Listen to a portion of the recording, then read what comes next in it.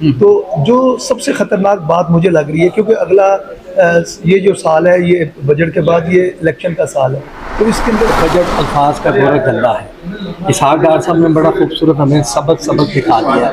हर तरफ हरा ही हरा है ना। मुश्किल हालात में जो गवर्नमेंट ने आज बजट पेश किया, काफ़ी मुतवाज़न बजट है। इससे मुल्क की इकॉनमी को ग्रो करने में जो हालात सामने आए हैं और जो अभी तक चीज़ें सामने आई उसमें तो इंतहाई बैलेंस बजट है इस वक्त तक।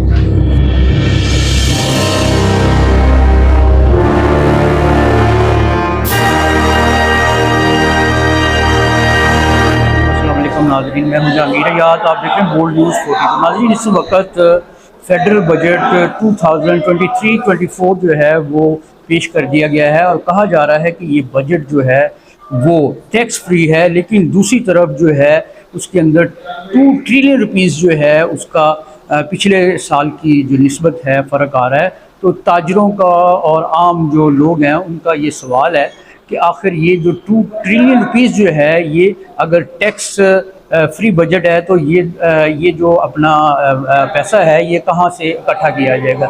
इसी सिलसिले में बात करते हैं, हमारे साथ मारूफ बिजनेसमैन अपना तनवीर साहब मौजूद हैं। उस पर क्या करते हैं। अस्सलाम वालेकुम सर।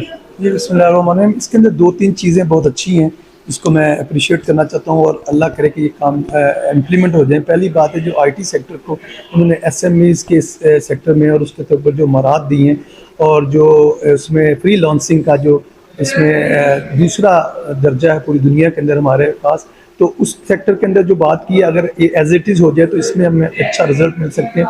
दूसरी, उन्होंने एसएमईज़ के ऊपर भी बहुत सारी ऐसी चीज़ें हैं जिसके अंदर किया है, क्योंकि अगर एसएमईज़ के ऊपर ही हम अगर फोकस करेंगे तो रिजल्ट ओरिएंटेड। तीसरी चीज़ जो उन्होंने अच्छी की है वो है कि जो एग्रीकल्चर बेस्ड प्रोडक्ट्स हैं उसकी जो खेत के पास ही जो अपनी फैक्ट्री या उसकी प्रिजर्वेशन या उसकी के लिए काम किया है। ये 3 चीज़ें बहुत ही बेहतर हैं।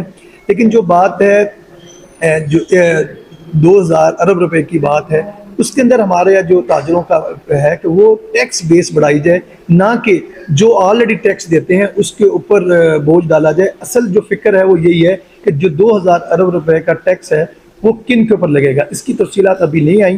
तो हमारी यही दरख्वास्त होगी कि ये 2000 अरब रुपए का टैक्स, ये टैक्स नेट को बढ़ा के किया जाए, ना कि जो पहले टैक्स दे रहे हैं उनके ऊपर लगा दे। अच्छा, इंपोर्ट की जो बेस है, इंपोर्टर्स जो हैं वो पूरा साल जो है पिछले साल बहुत ज़्यादा परेशान रहे हैं। उनकी जो रॉ मटेरियल्स है वो भी बंद रहा। उसके ऊपर जो है वो कोई ख़ास किस्म की जो है डार साहब ने बातचीत नहीं की, उसको किस तरह से इस मसले को हल करना है, इस पे क्या कहेंगे।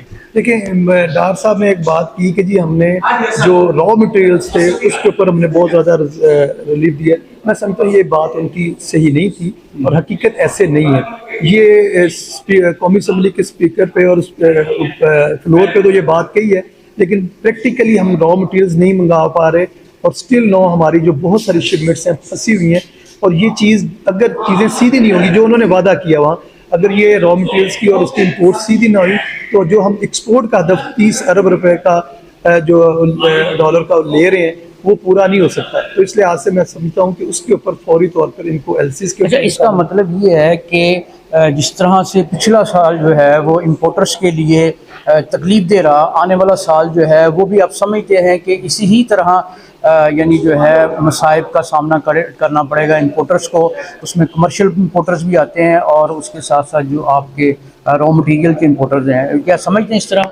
डेफिनेट ये तो बहुत अहम बात है कि इसमें कोई रिलीफ नज़र नहीं आ रहा। उसकी दूसरी रीज़न ये है कि जो 21% इंटरेस्ट रेट है उसके ऊपर भी बात नहीं हुई। तो जो सबसे ख़तरनाक बात मुझे लग रही है, क्योंकि अगला ये जो साल है, ये बजट के बाद ये इलेक्शन का साल है, तो इसके अंदर जो इन्होंने डेवलपमेंट का भी जो बजट रखा है वो भी हमारे उन्हीं पैसों के ऊपर, और वो जो बेजा इस्तेमाल जो होगा उसका भी ख़तरा है कि जिसकी वजह से इलेक्शन जीतने के लिए बहुत सारे ऐसे इक़दाम किए जाएंगे जो इंडस्ट्री के लिए शायद बेहतर ना हो। अच्छा, लगता है कि जिस तरह वर्ड्स गिमिक है, एक लफ्ज़ों का गोरख धंधा, आप समझ रहे हैं कि ये उस तरह की कोई चीज़ है और कोई मिनी बजट्स वगैरह भी जो है आने की तवक्को है आगे। लेकिन पाकिस्तान के अंदर ये तो बिल्कुल इसके अंदर कोई दो राय नहीं है कि मिनी बजट्स तो हर महीने आता है जब पेट्रोल और के रेट्स बढ़ते हैं। मिनी बजट तो हर वक्त आता रहेगा, लेकिन 2-3 चीज़ें उन्होंने जो मैं समझता हूँ कि अगर वो उन्होंने वादा किया है तो उसको उनको इम्प्लीमेंट करना चाहिए।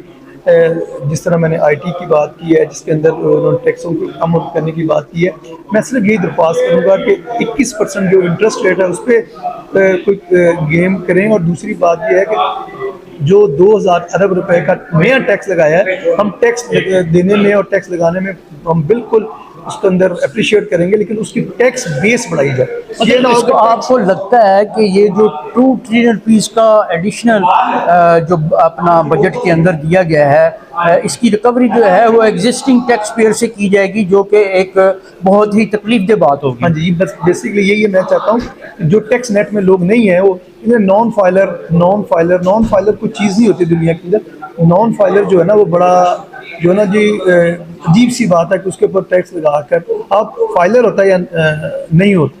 तो मैं समझता हूँ कि उस नॉन फाइलर को आप नेट में लाएं और उससे ये टैक्स 2 ट्रिलियन का जो टैक्स है वो दें।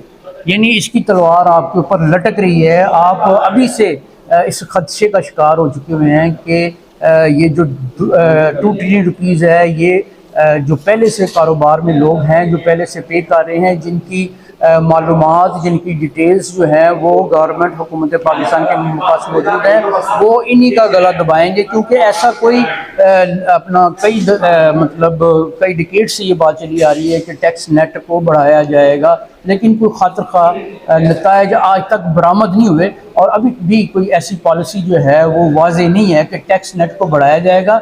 और वो जो लोग बड़ी बड़ी लग्जरीज इस्तेमाल करते हैं, पूरा आसाइश ज़िंदगी में रह रहे हैं, उनसे भी टैक्स हासिल किया जा सकेगा। डेफिनेट ये तो बहुत ज़्यादा वाज़ेह चीज़ है। देखिए इसमें 2-3 चीज़ें हैं कि इसमें मैंने देखा है कि जो प्रॉपर्टी के ऊपर कोई टैक्स नहीं लगाया, जबकि हमारा तकरीबन 4000 अरब रुपया जो है वो दफन है ये प्रॉपर्टी के प्लॉटों के अंदर। तो उसको भी मतलब मैंने नहीं देखा कि उसके ऊपर कोई टैक्स लगाया जाए।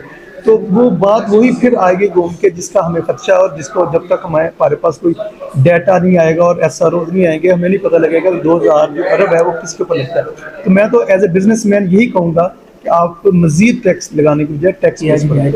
पिछले कई सालों से मैं एक फिक्रा अखबार की तख्ती पे देखता हूँ कि बजट अल्फाज का गोरा गंदा है। इसहाक डार साहब ने बड़ा खूबसूरत हमें सबक दिखा दिया है। हर तरफ हरा ही हरा है, ना उन्होंने कोई नया टैक्स लगाया है, मेकअप कर दिया है, ना उन्होंने नया टैक्स लगाया है, बल्कि पुराने टैक्स को भी रिमूव कर दिया है कईयों को। लेकिन ये समझ नहीं आई 2-3 चीज़ों की। एक तो 2000 का जो खसारा है वो कहाँ से उन्होंने पूरा, तो एडिशनल बजट जो उन्होंने कलेक्ट करना है। उसके बाद जो ऑटो इंडस्ट्री है, ऑटो सेक्टर है, उसके लिए कोई लफ्ज़ नहीं बोला गया है, क्योंकि मेरा तल्लक ऑटो सेक्टर से है। लिहाजा उसके लिए जब फाइनेंस बिल आएगा उसमें हम SROs देखेंगे कि ऑटो इंडस्ट्री के लिए उन्होंने क्या किया। बहरहाल अभी तो सब कुछ हरा रहा है, अल्लाह करे। अच्छा मियाँ साहब, आप वकार मियाँ साहब, आप मरूफ बिजनेसमैन हैं और रिप्रेजेंट करते हैं छोटे ताजिरों को, ख़ास तौर पर बादामी बाग वगैरह। तो मुझे तो कुछ नज़र नहीं आया कुछ छोटे ताजिरों की फलाह बहबूद के लिए, उनके जो मसाइल है दरीना, उनके हल के लिए किसी किस्म की बात की गई नहीं। उसमें देखें जी, टीयर 1 जो था, टीयर 1 जो था उसमें एरिया की उन्होंने रिस्ट्रिक्शन ख़त्म कर दी है। 1 नंबर 2, छोटे ताजिरों के ऊपर जो टैक्स था इसका 50,000 रुपये ट्रांजेक्शन का, वो ख़त्म 0.6% लगा दिया है। लेकिन वो उनके ऊपर है कि जो नेट में नहीं है, जो नेट में उनके लिए कोई नहीं है। सारे दोस्तों मुझे ऐसी कोई परेशानी वाली बात नहीं नज़र आई। अगर मेरे पास पैसे होंगे तो मैं उसको खर्च कर लूँगा, नहीं होंगे तो मैं इंशाल्लाह ताला गवर्नमेंट आहिस्ता आहिस्ता बेहतर होती जा रही है। अच्छा, टैक्स नेट जो है वो तो कभी भी नहीं बढ़ा, हमेशा ये बात करते रहे टैक्स नेट बढ़ाएं। अभी भी आपको 2000 बिलियन रुपीज़ जो है इन्होंने कलेक्ट कहीं से तो करना है ना। तो क्या समझते हैं कि वो जो पहले ही टैक्स नेट के अंदर हैं उन्हीं का गला जो है मज़ीद? नहीं देखिए जी, जब तक FBR नए टैक्स असेसिस नहीं लेके आएगा उस वक्त तक टैक्स नेट नहीं बढ़ेगा।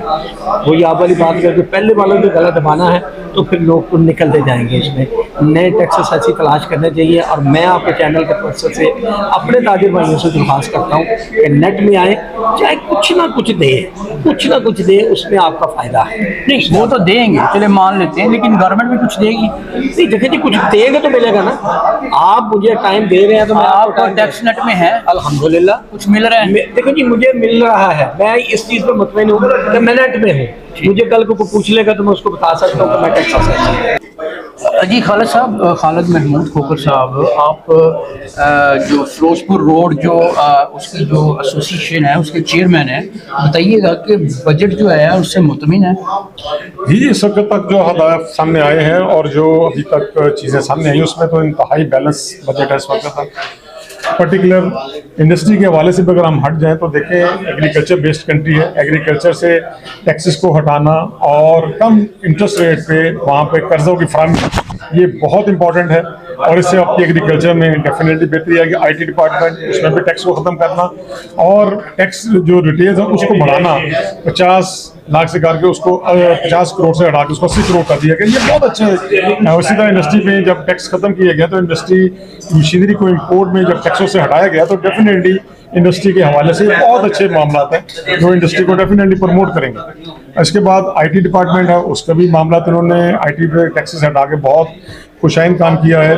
और सबसे बड़ी बात जो है 65% हमारे जो लोग हैं वो मुलाजिम पेशा हैं और 1 से लेकर 16 ग्रेड तक इन्होंने 35% उनकी सैलरीज को इन्हांस किया है एडहाक बेसिस पे। इसी तरह एडहाक का भी बता दें लोगों को। एडहाक का मतलब ये कि इनकी बेसिक सैलरी में ये काउंट नहीं होगा, ये इसके साथ इजाफा जरूर होगा लेकिन at the end of pension तो ये उसमें बेसिक में काउंट नहीं होगा। उसके अलावा पेंशनर्स जो लोग हैं वो ऑलरेडी बड़ी मुश्किल हालात से गुजर रहे हैं, उनकी पेंशन्स में इजाफा करना ये भी खुश आइंद है।